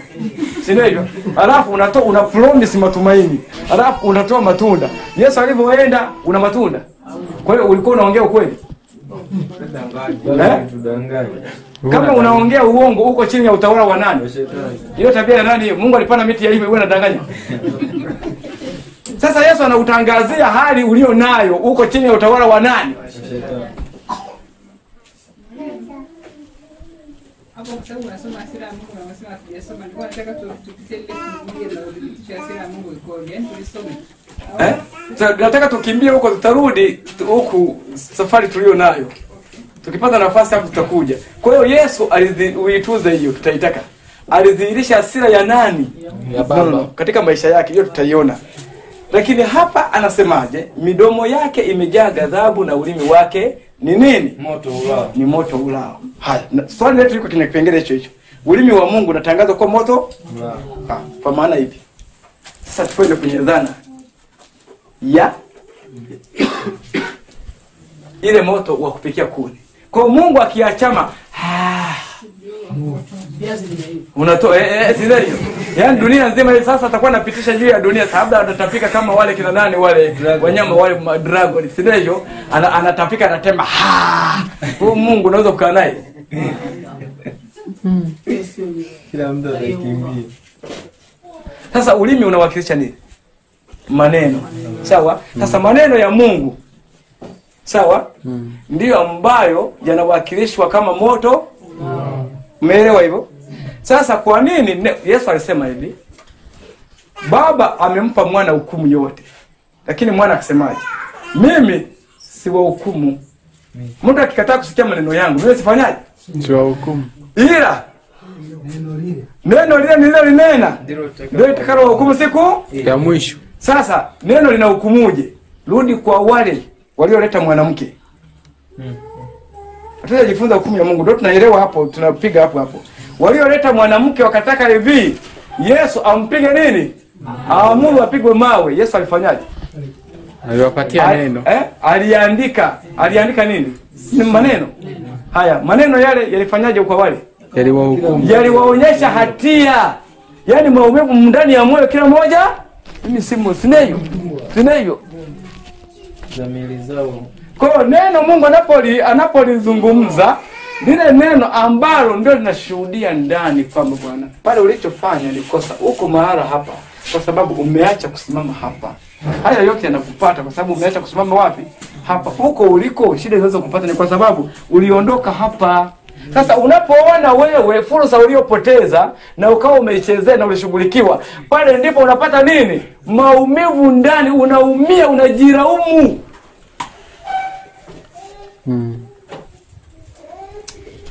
Ulishaona unataka kufanya kitu, ilikuwa ufanyi, ilikuwa ndani ya uwezo wako, ukafanya uzembe, likatokea jambo baya kabisa.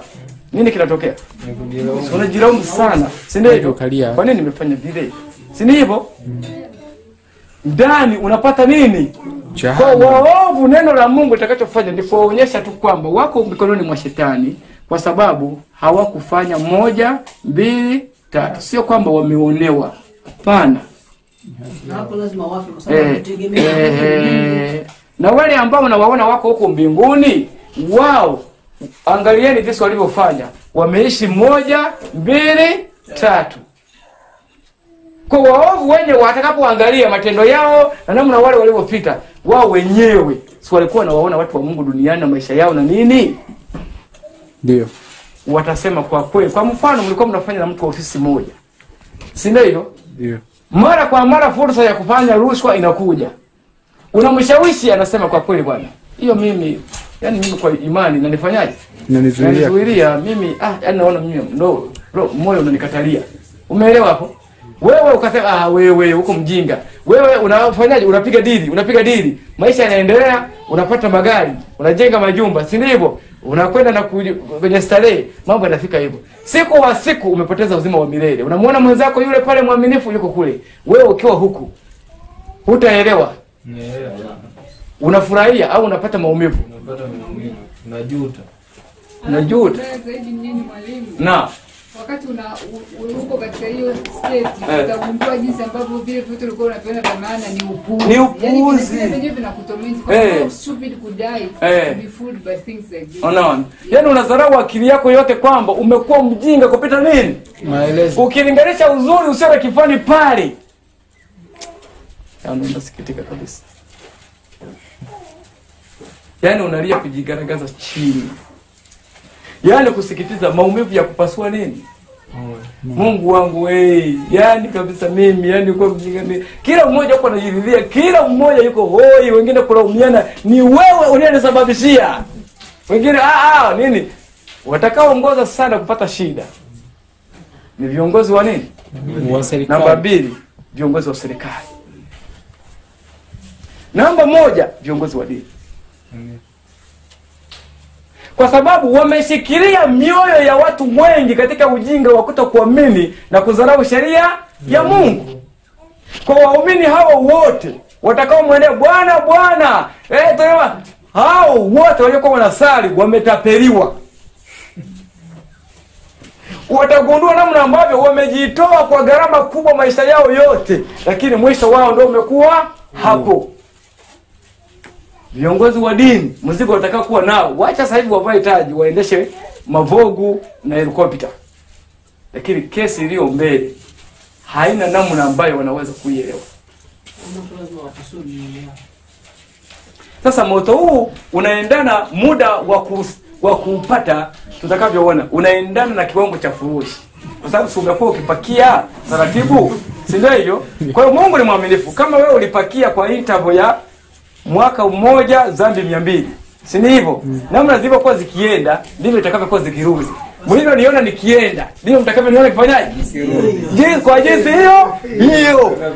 Sasa mpaka muda huo ambapo dhambi hizo zitakapomalizika, zitakuwa zinadondoshwa ni moja baada ya nini? Ya nyingine. Kwa hiyo yani moyo hujakaa sawa, nyingine tena kama ile ya Ayubu aliyomfanyia. Unaona, hajakaa sawa, ng'ombe sio wamefanyaje, wamechukuriwa. Ayubu bado hajamaliza, huyo mwingine yuko nyuma hapa anaelezea. Maumivu yalikuwa yanapangana, yanaongezeka, si hivyo? Mungu ni wa haki. Kila kitu kimeandikwa na kunakiliwa sawa sawa na jinsi ilivyofanyika. Sasa kama Yesu ulikuwa unapakiza kwa taratibu, gunia moja, si hivyo? Sapanga na panga. Yeye mwenyewe lazima naye arudishe kama alivyokuwa anapokea. Si hivyo? Vile sawa. Sasa itategemea atakayewahi kumaliza kudownload furushi lake ni upi. Kwa hali kama hiyo, mwenye dhambi nyingi au mwenye dhambi ndogo? Chache. Mwenye dhambi chache. Mwenye dhambi chache lazima za kwake zitakauka mapema, si hivyo? Lakini mwenye furushi kubwa Wengine walishamaliza kudownload, yeye bado mvua inanyesha. Si hivyo? Yeye bado mvua inafanyaje? Inanyesha, bado furushi liko anapakuliwa. GB zake ni nyingi. Unaelewa? Kwa hiyo wa mwisho kufa atakuwa ni nani? Yeye. Ndivyo maandiko yanavyotuambia. Ndio. Haya, tuendelee. Luka 16:24. Anasema akalia akasema baba Ibrahimu nihurumie umtume Lazaro achovye ncha ya kidole chake majini auburudishe ulimi wangu kwa sababu nateswa katika moto huu. Yesu alitumia hiyo, tunaelewa kwamba ni kitu ambacho alikuwa anawakilisha ile hali ya jehanamu. Ndivyo? Utaona hapo pia ulimi umeunganishwa. Kwa nini ulimi ndio uburudishwe? Wakati anaungua mwili. Kwa sababu anawakilisha nini? Maneno yale ambayo alikuwa ameyafanya. Sasa moto, tunaendelea kupima moto uliotumika.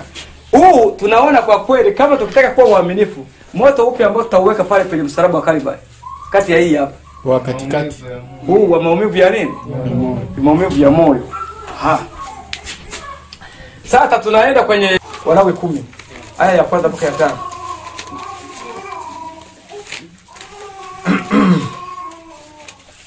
Mstari wa kwanza mpaka wa 5. Anasema Nadabu na Abihu wana wa Haruni wakatoa kila mtu chetezo chake, wakatia moto ndani yake, wakatia na uvumba, nao wakatoa moto wa kigeni mbele ya Bwana ambao yeye hakuagiza. Huu ni moto uliokuwa unatumika kwenye madhabahu ya kuteketezea kafara ndani ya hema. Huu ni moto kabisa wale wa kupikia viazi. Sio hivyo? Na ulikuwa unalindwa, unachochewa na kuni kama kawaida. Sasa ilikuwa ni marufuku kutoa moto kwenye mafiga yenu huko mnayopikia huko kwenye hema zenu. Muje huo ndio mtumie wapi? Lakini mabwana hawa siku hii walikuwa walilewa pombe, wakaja wakakuta sisi moto pale ulishazima wa kuchochea, wakapitia moto wowote huko kwenye mafiga yao huko. Ndio wakaja nao wapi? Haya, kuna mioto kwa hiyo miwili hapa inatokea. Haya, tuangalie. Endelea. Kisha moto ukatoka hapo mbele za Bwana. Sasa moto huu uliokuja mwingine wa pili, wenyewe huu ukatoka mbele za nani? Za Bwana. Sasa sikiliza moto unaotoka mbele za Bwana, Nao ukawala. Nao wakafa mbele za Bwana. Nao wakafa mbele za nani? Za Bwana. Ndipo Musa akamwambia Haruni. Jambo hili ni hilo. Bwana alilonena. Akisema nitatakaswa mimi katika hao wanikaribiao. Nami nitatukuzwa mbele ya watu hao wote. Haruni akanyamaza kimya. Musa akawaita akamuita Mishaeli na Elisafani wana wa Uzieli mjombaye Haruni na kuambia njooni karibu, mchukue hawa ndugu zenu mkawaondoe hapa mbele ya maskani, mwende nao nje ya marago. Basi wakaja karibu na kuwachukua hali wamevaa nguo zao, wakawachukua nje ya marago kama Musa alivyosema. Kisha Musa akawaambia Haruni na wana wa Israeli na wana wa Eleazari na Isamari. Fungu la 5 umesoma? Amen. Rudia fungu la 5. Basi wakaja karibu na kuwachukua hali wamevaa nguo zao, wakawachukua nje ya marago kama Musa alivyosema. Haya, nenda rudi fungu la ngapi? Subiri kwanza. Ndio fungu la pili. Mwishoni. Fungu la pili. Kisha moto ukatoka hapo mbele za Bwana. Nao ukawala. Nao wakafa mbele za Bwana. Haya, moto ukawala. Hiyo sentence unaielewaje? Tuameliwa na moto.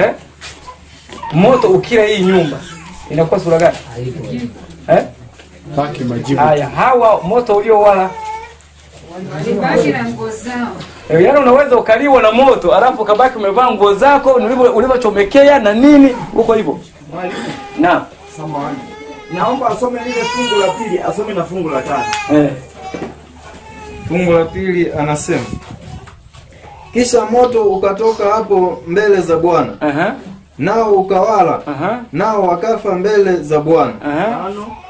5 anasema, basi wakaja karibu na kuwachukua hali wamevaa nguo zao. Wakawachukua nje ya marago kama Musa alivyosema. Haya ni moto upi ambao ulitoka mbele za Bwana ulioteketeza hawa? Alafu unabaki na nguo umevaa vile vile. Alafu moto umekulamba lakini huko lazima uwe smart. Uko smart.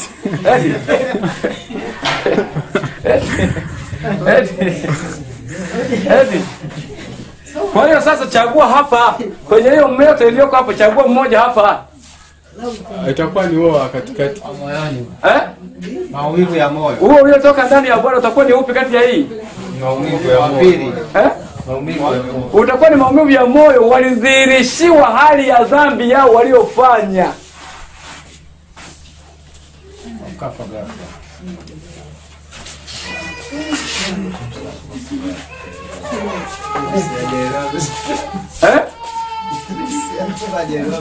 Nani? James. Hajaelewa vipi? Jaelewa watu wamelambo moto alafu wako smart. Wana suruali zao. Si ndivyo? Yaani moto yaani Ila mwalimu kama nisaidie sana. Naam.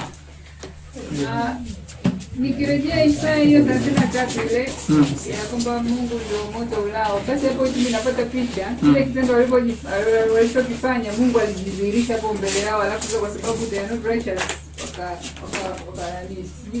sasa Mungu hawezi kuwapia, Mungu anadhihirisha katika ufahamu. Sasa tumejifunza hapa kiti cha enzi cha Mungu kwenye hekalu la mwanadamu kiko wapi? Kiko kwenye akili, kwenye mind, character and personality. Anasema ni akili ndio inayomwabudu Mungu. Kwa hiyo anayefanya kazi ni roho wa nani? Wa Mungu kwenye akili zetu. Mungu anakaa kwetu kwa kupitia hiyo. Na tuelewe kwamba panaposadikishwa dhambi sio yani vyovyote vile, hata Mungu kama angeonekana hapa, muonekano wake lazima tu effect inafanyikia wapi? Kwenye mind. Kwa whether anaonekana mbele au aonekani, ila hata kwenye mind Mungu lazima aonekane, na inayoonekana inadhihirishwa hatia. Kwa hiyo inayoathirika ni nini? Akili. Ni akili. Si hata Mungu akionekana physically atakuniga, si afanye nini? Atadhihirisha tu. Yaani wewe tu utakachokumbuka ni kwamba umemkosea, wewe una deni naye. Sasa baada ya kumbukumbu hiyo kwenye akili ni nini kinaendelea? Maumivu ya moyo. Sasa hayo maumivu ndio moto ambao utoka mbele za Bwana. Ukafanyaje hawa? Ukawala. Si ndivyo? Wakafa mbele za Bwana. Sasa moto uliowala ndio huo ambao uliwaacha ukiwa umevaa nguo za. Kwa hiyo hata moto utakao wala wale wa kwenye ziwa la moto utawavua kama watakuwa na nguo, utawazuru mili huko nje. Pana. Watabaki kama vile walivyo. Haya. Sasa tumeshaona kwa kweli kimsingi pale dhambi ilipoingilia, dhambi ilianzia wapi? Kwenye moyo. Kwenye moyo. Nawe ulisema moyo ni mwako. Ndio dhambi ilianzia teknolojia yake. Nitainua kiti changu juu, si ndivyo? Na wewe ulisema moyoni nitafanya hivi na hivi moyoni, nitafanya hivi na hivi moyoni. Sasa pale ilipoanzia ndipo itakapoishia.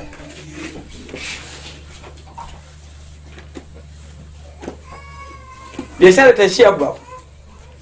Na kwa hao wanapo biashara ilikuwa ni hiyo hiyo. Moyoni ndipo alipoanza mawazo yake. Anautazama mti anafikiria, amekimbia mbali na Adam moyoni. Ameshaenda huko mbali moyoni, anaangalia mtu anazunguka moyoni, mara anaanza kuongelea hivi kweli Mungu amesema hivi kweli kuna kifo hapo kwani itakuwa moyoni. Mwisho wa siku akatamka na kutamka maneno yakaponyoka mdomoni. Hapo maandiko yanasema sentensi ambayo shetani alianza nayo haikuwa ya shetani, ni ya Hawa. Kasome pale kwenye nani? Kwenye Truth about angels. Ni Hawa aliyekuwa na nini? Nayo maneno. Nayo mawazo. Hatimaye akatika kujiuliza na kutembea muda mrefu, ameenda bali akawa anafika pale kwenye mti, anaanza kuwa anazungumza maneno bila kutambua, yakaponyoka. Shetani yuko pale. Aliposikia anazungumza, anajiuliza maswali hayo, ni hilo ndio shetani aliloongea. Anasema Hawa alistajabishwa kusikia, yani sauti yake yeye mwenyewe ikirudiwa na maneno yake mwenyewe yakirudiwa na mtu mwingine. Baada ya hapo jamaa akaanza kumpanga, akampamba sawa kwamba yeye ni mzuri sana na ni mazungumzo yalikuwa ya muda, akamfurahisha sana. Umeelewa hapo? Kwa hiyo Hawa akafurahia shetani alipompa sifa. Akasifia sana namna ambavyo uzuri wake Mungu alivyomuumba, ana alivyopendelewa. Akafurahia sana. Baada ya hapo hoja ikaingizwa. Umeelewa hapo? Basi akampatia mahitaji yake. Kisha baada alipotoka huko kurudi kwa Adamu, anamwambia, "Yaani nimekutana leo acha kabisa." Shetani. Yaani kule nyoka, Sorry. Alichokeleka wanaume ni kopi. Ni kopi ya ile. Sasa Mungu ana uchunga wa hivyo. Umeelewa? Ni teknolojia ile ya kumkamata Hawa. Hapana namna nyingine. Hapo samani kidogo mwalimu. Alimwambia nimeonana na shetani au nimeonana na. Alikuwa mzungumzaji sana, nilikuwa na nyoka, alikuwa mzungumzaji hodari. Adamu akasema, moyo anasema, huyu ni nani huyo? Shetani. Ndio maana niliuliza this one siku zile kwamba unaelewa kwa nini mwanamke analiaga zaidi kwenye matatizo kuliko mwanaume? Adamu matatizo yaliyowapata alikuwa anajua yatawapata kweli. Hawa yalikuja by surprise. Alikuwa betrayed, alisalitiwa. Umeelewa? Kwa hiyo mtu ambaye unategemea kwamba jambo hilo litakupata na yule ambaye hana habari hili wala lile anategemea matumaini mazuri, yani itakapokuja ni nani anaumia zaidi? Yule ambaye hakutegemea. Yule ambaye ndio nature. Kwa nini mwanamke yeye huwa analia zaidi kwenye matatizo? Hakuna maelezo zaidi ya hiyo. Mwalimu, kila kwenye hema tumejifunza teknolojia ya Yesu na kanisa lake. Hakuna kitu kwa bahati mbaya kwa Mungu. Chote ni kwa sababu jambo fulani limefanyika.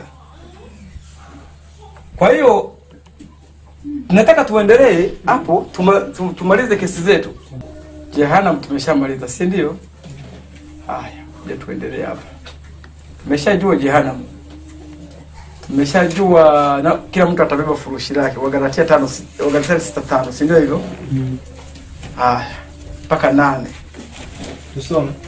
Hiyo sifikiri kama tunaanza kusoma, tunakimbizana na muda. Wagalatia 6:5 sinasema maana kila mtu atalichukua furushi lake mwenyewe. Yes, tunaelewa. Wewe andika tu hapo, unganisha hii tusomi. Haya. Tunaelewa. Mhubiri 12:14. Hii tunayo tunajua. Kwa maana Mungu ataleta nini? Hukumuni kila kazi pamoja na kila neno la siri, likiwa jema au likiwa baya. Haya yote Mungu atarudisha. Hiyo yote ni moto. Yataleta nini? Moto ndani. Si hivyo?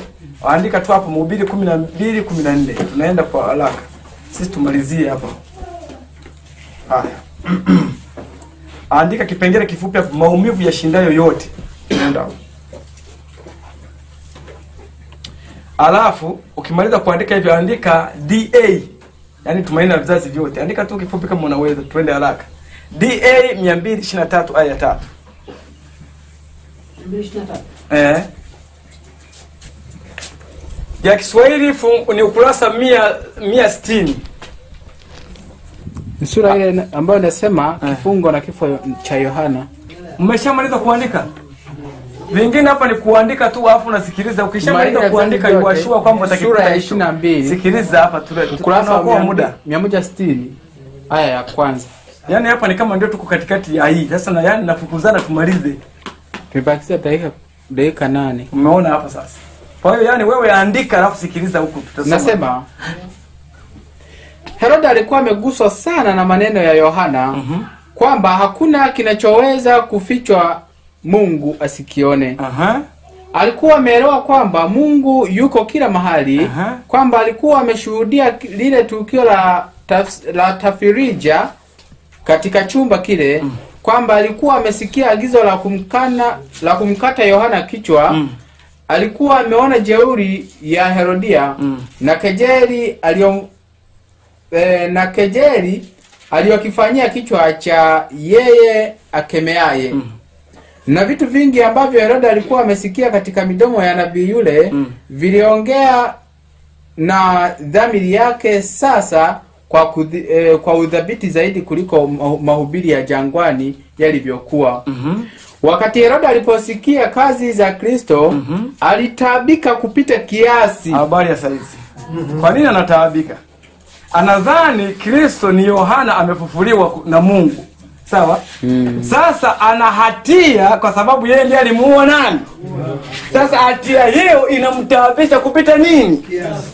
Alifikiri kwamba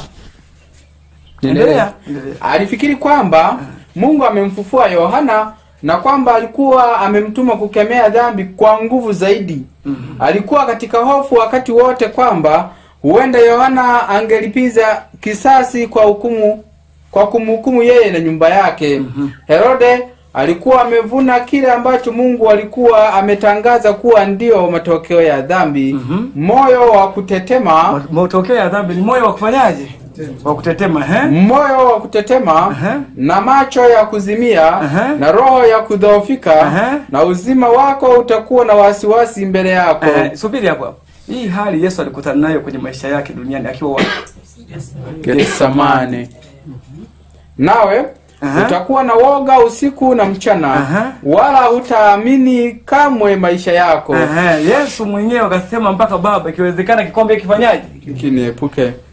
Alipoona hapo mbele, aliona hali ambayo ilikuwa inaua matumaini yote. Na alikuja anatembea Yesu anapepesuka. Si ni hivyo?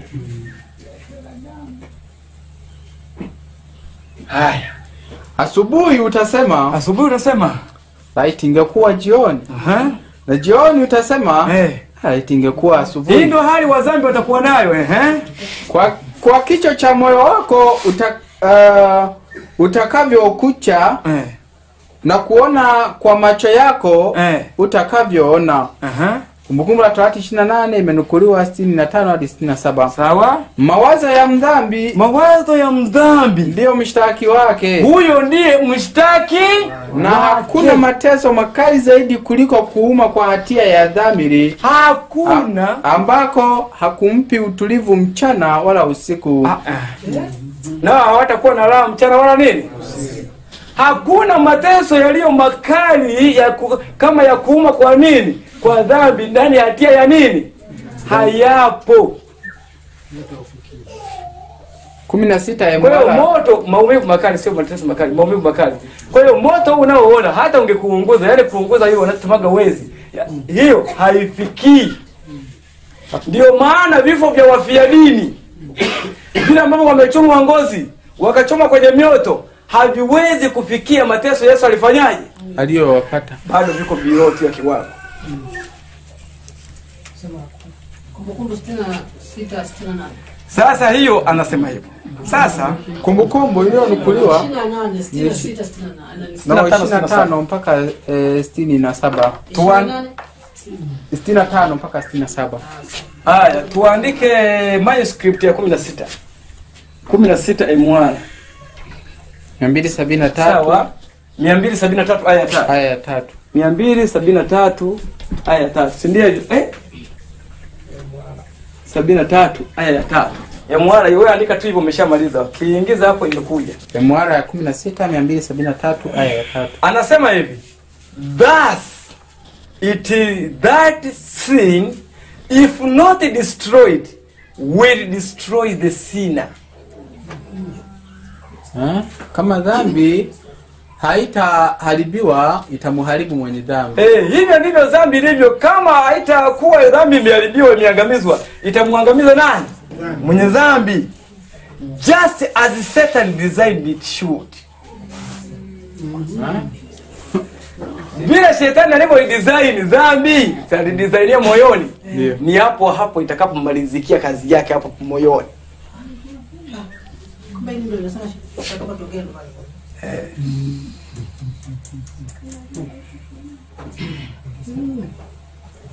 Rudia tena.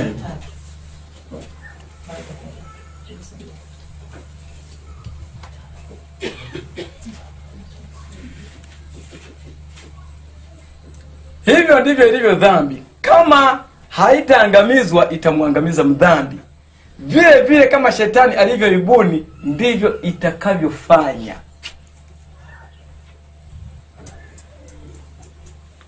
Sasa nawe uliwaza wapi? Moyoni mwako. Kwa dhambi pia itakapoangamia nayo itakuwa ni mawazo wapi? Lakini yenye maumivu na uchungu.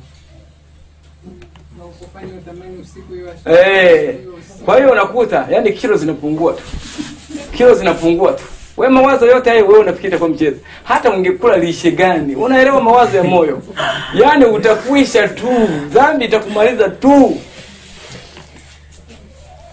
Hata ungeconnectiwa damu ikawa inaingia yani utakufa tu. Si ndivyo? Ndio. Na nifikiri mwalimu kuna watu wanakufa kwa misongo. Misongo tu ya kawaida kwa dunia. Ukiona mtu anajirusha kwenye gorofa ya 5 kwenda chini, maana yake nini? Maumivu ya chini kujirusha ni nafuu kuliko maumivu ya kwenye akili. Hakuna mwanadamu mwenye akili ambaye huwa anachagua jambo zito la kumuumiza kuliko lenye unafuu. Kwa psychological na psychology anasema mtu anayejichoma kisu kujiua, maumivu ya kujichoma ni mepesi zaidi kuliko maumivu aliyonayo kwenye akili saa hiyo. Kwa hiyo anachagua suluhu itakayompatia unafuu, sio itakayomuongezea. Kwa hiyo alikuwa anatafuta nafuu rationalize moyoni. Na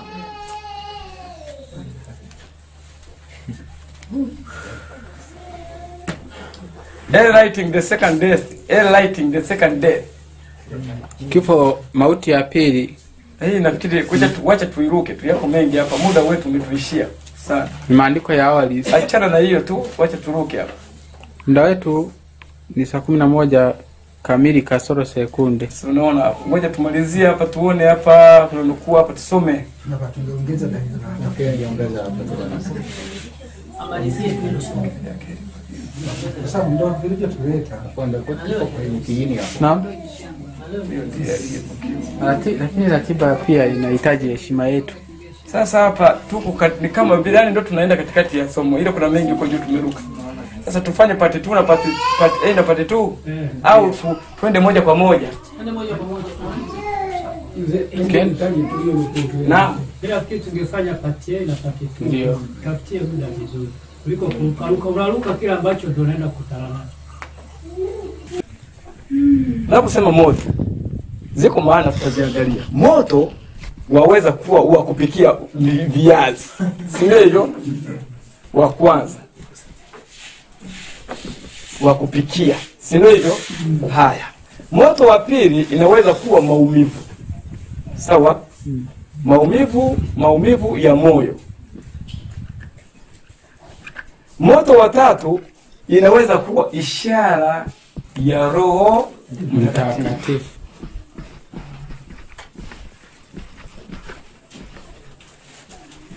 Ya Roho Mtakatifu. Nashukuru sana kwa kunikumbusha hapo. Haya mafungu yote yapo, hatuna muda tunakimbizana. Ukitaka hapo kwenye Biblia yetu ukiangalia hapo.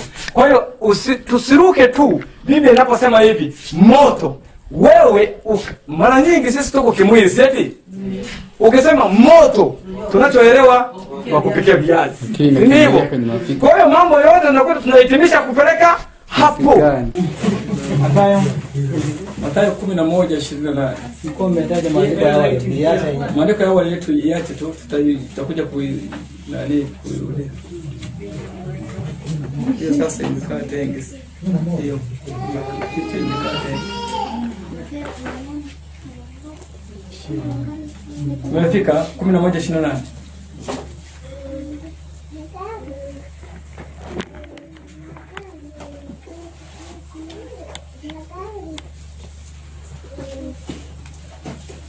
Mtu atusomee.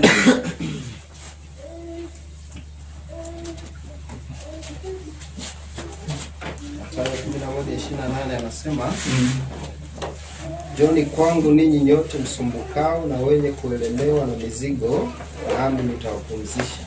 Hiyo ni sentensi ya Bwana Yesu, ni halisi. Ijapo tunafikiri haitulemei, inatulemea, ila kwa sasa hivi tumebebewa na mwana kondoo na sasa yeye ndiye anayejua uzito wa mizigo, huruma yake. Kwa kuwa anatuambia kitu ambacho hatujui uhalisia wake, tunaendelea sisi kucheza. Lakini kimsingi anajua kabisa mzigo huo hatuwezi kustahimili kubeba. Sasa anatuita twende. Wale ambao wataenda kupumzika usiku na mchana, maana tunafanyaje? Ndio nini nafanyaje lile fungu letu tulivyoeleza. Hatimaye watakwisha kabisa. Bwana tubariki. Karibuni tupate ombi.